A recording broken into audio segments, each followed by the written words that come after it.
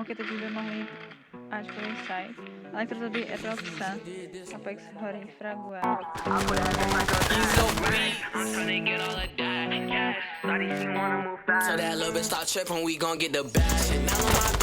Na sajtu.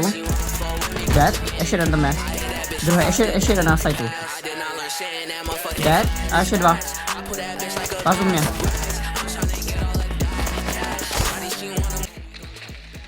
OK, Apex zabíjí.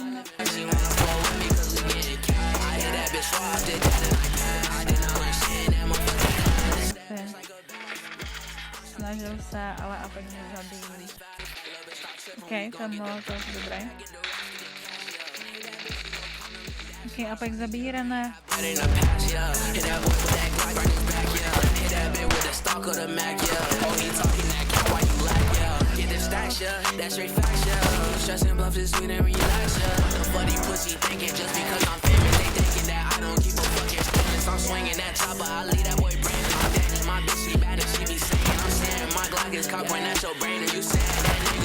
Zabít Varoha a Kyrgyz 1v5.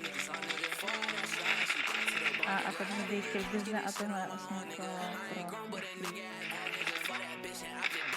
OK, Apex zabíjí Zelího, nejde.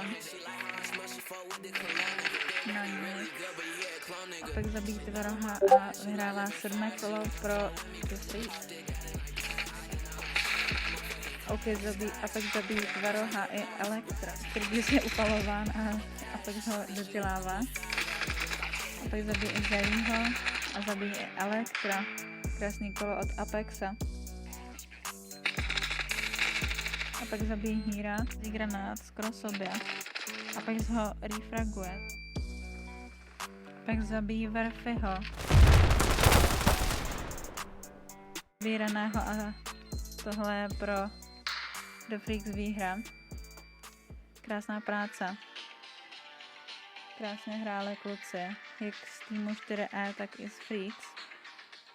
Apex se předvedl s 25 kilama, OK.